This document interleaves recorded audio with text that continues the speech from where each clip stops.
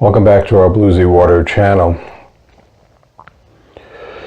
Today I'd like to talk about a process called self-communion. We have on our website a trauma release program.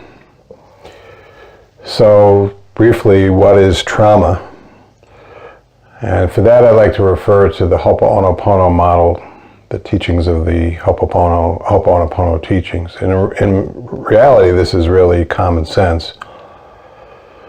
So our minds basically have experiences, and those experiences, the question really becomes, when we experience something, is that the first time we've experienced it? Is it our experience? Are we infusing experiences of others? If we feel and sense the experiences, let's say, of our parents, whose experience are those? Their parents. So it's not a far-fetched, if you really look into yourself, to understand that what's playing in your mind is a collective of experiences going way, way back, and it's just sort of a repetition, an ongoing replay of many scenes and scenarios of our parents and their parents and their parents. So the whole Ho'oponopono teachings is based on the ability to clean what they call replaying memories. I like to refer to them as movies or scenes. What makes them traumatic is they're more like movies. They're not just rote memories, they're actually very dynamic 5D movies where we feel a lot of depth and sorrow and trauma, a lot of emotions around these scenes. So if we really look deep into our minds, this is what we run up against and what really terrifies us so much, because deep in our minds we realize we're playing these movies and they profoundly affect our lives. So is there a way to what they call clean these replaying memories or these movies? So most of the time what we all do is essentially do our best to manage the subconscious, to manage these movies. We try to ignore them, but things are getting pretty heated up on the planet and more people are feeling stressed. And it's almost like we're being forced to face the music. And this is very scary, because if you're drawn into this inner dimension of your mind, it's a place most people don't want to go, and it terrifies us. So what can we do? What can we do to find a meeting place of the subconscious? And this is a process of self-communion is really what our whole trauma release program is based on. How to become truly inwardly connected, meet the information, and transmute it. So I want to just go over some of the processes in our trauma release program and some additional tools. First, we have the breathing. So the breathing practice essentially helps the physiology relax, allows more oxygen into the system, and it's not an end-all be-all, but it's a beginning. Then we have the trauma release exercises. Now the trauma release exercises allow the nervous system to start shaking off very deep information stored in the spine and the brain. So the subconscious deep playing of information is definitely running down through the spine, from the brain to the spine. And when we can start to move the information, we're getting closer. Now we're getting into what's called energy work. So you might say there's a energetic matrix to the subconscious. The subconscious definitely plays in our body, would have no power if it couldn't grab our bodies and use it as a projector of a sort. So here's a practice that I recommend for those of you who are already doing TRE or starting to do TRE. We've talked about this before, but I just want to go over it again. And I want to add in a couple of extra tools. The chakras and the meridians, when accessed deeply, are very profound portals to communing with the subconscious in such a way that it could start to be transformed. If what's playing inside you can be accessed and looked at with love, with objectivity of a sort, but embraced energetically. That's key, energetically, because it's deep in your body. You have to meet the energy, then you can start to see a transformation. Okay, so we have these nanowands for accessing the information that the body is playing. The subconscious information is playing through the body. And the acupuncture meridian points and the chakras, you might call them deep conduits to the subconscious. So we know that we feel this stuff deep within inside of us. So now is it possible, by going through these points, these acupuncture points and chakras, to actually create a communion with that which we're afraid to look at? This is the key. Information is so vast and it's so deep. Number one, we can never dissect it. You could think it's a memory from this age or that age, and believe me, I've done a lot of work traveling through different times, and it can help sense into a time where this information might be coming from, but the truth is it's present in you currently. And part of the Ho'oponopono prayer system is that you really don't know where the memories are coming from. It's like a matrix, so you're basically praying to have these memories cleaned. Now, from my experience, there's a sort of a musical harmonic interface you can set up in yourself.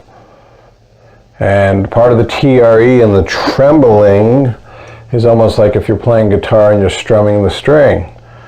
And think of the chakras and the meridians as like when you hit the notes on the guitar. So the information is playing inside of you. Now the question is, can you actually touch the information that is playing? So in terms of a more global approach, in terms of really tapping the subconscious at a more organic level, these chakras and meridians are quite effective. In a sense, they'll put you in communion with your spiritual nature, which can meet the complexity and the chaos of the subconscious. So what we're going to do is we're going to start doing some chakra work, and let's just go through the chakras. So when you're using the nano wands, you can start at the root chakra, which is at the perineum floor, and you can look this up, Google it. I'll include a chart below, chakra chart, and you can take a look at that. But let's just go through some of the chakras and what they kind of represent. The deepest core survival information is in the root chakra.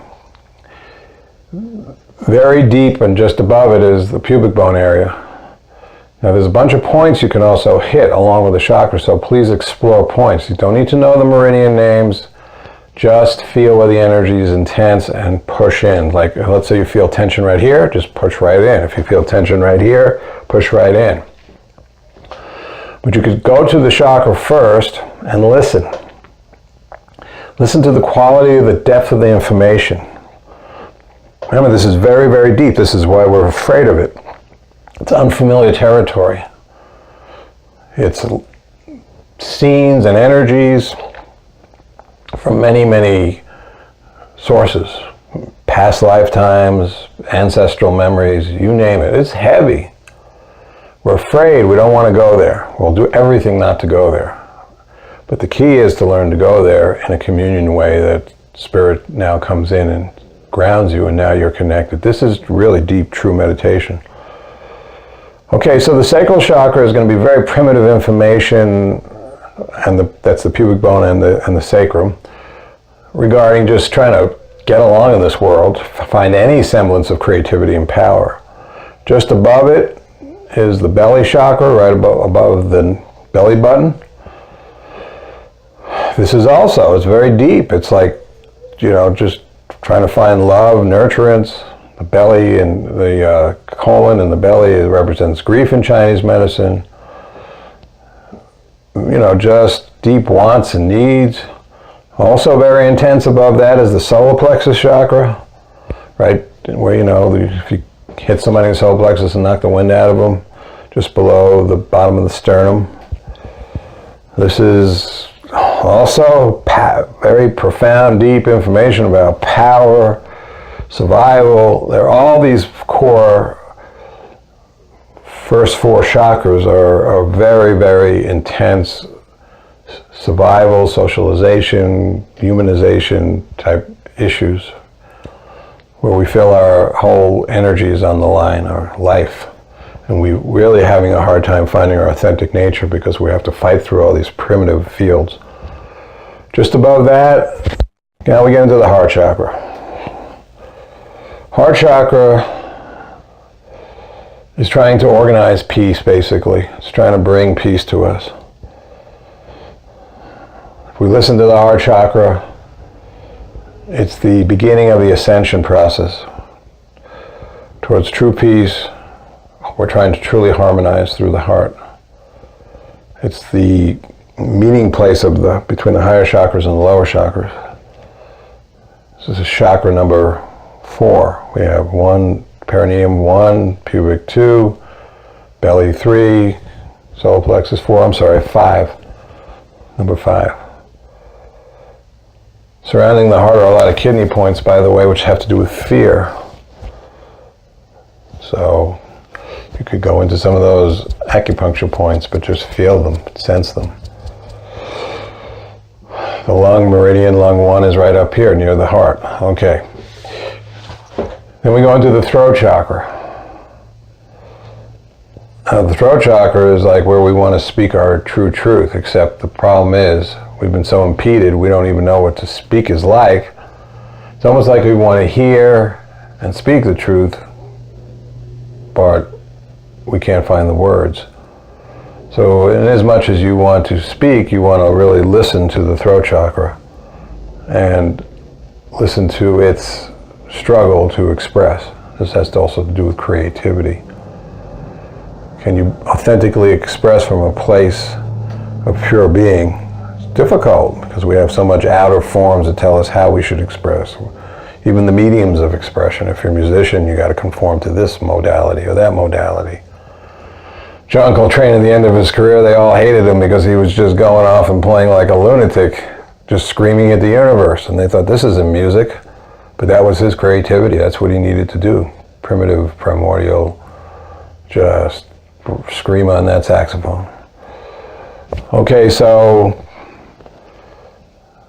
in as much as you want to be creative and express, the key to creativity is to listen. And back to the Ho'oponopono, one of the keys to any creativity is the ability to clean what stands in the way. So if you're listening and something shows up and it's an obstacle, amen. You're being more creative than most creative people because you're recognizing the cleaning process. And that's probably, I think, the highest form of creativity there is to clean, to empty, to wash clean. As a human, that's probably the greatest thing we can do. Next, we go up here to the brow chakra. This is where we start getting visions, deeper visions into the actual mind itself. We go to the third eye chakra. It's another level or ascension of vision. And then we're up to the crown. The crown can be anywhere along the top of your head that you feel you need to access. There's different people have different philosophies of where the crown is. Some people have it in the back, some people have it in the front. Remember, acupuncture points, there's many more of those, so you could just access whatever point feels right. To me, this feels very strong right here in the front. This also feels very strong. This is going to be more related back into the primitive brain. And when you get up here, a little more cognitive. But when you get into the brain and you're doing chakras, start also exploring points. And listen, now, the key with the trauma release exercise is this information streams very quickly. So if you're trembling and shaking while you're listening, you're actually constantly cleaning whatever you're listening to. You're keeping up with the information. If you just start listening to something and it grows in intensity, and it kind of grows and grows, and it's not moving, well, one of the reasons is you're not moving. So it's very important to do either the chi machine, get on a vibration machine, do the trauma release exercises, ring that spine, keep it moving so what you listen to can move along. As the Buddhists would say, watch those thoughts like watching clouds. But these thoughts have a lot of deep energy, and they're not just clouds, they're like thunderstorms. And to become neutral to something that has been grabbing you for a long time, easier said than done, so why not meet it in a sense musically and transmute it into almost like a musical expression. Because it is musical, it's energetic, that means energy. Music is energy. So we highly recommend doing the TRE, the chi machine, or a vibration machine, or a rebounder, or something, while you do this work. Now, I find the trauma release exercises extremely effective because when the information grows in intensity and you hit a point, it'll kind of peak and then relax. Alrighty, next video we're going to discuss electroacupuncture. Thank you.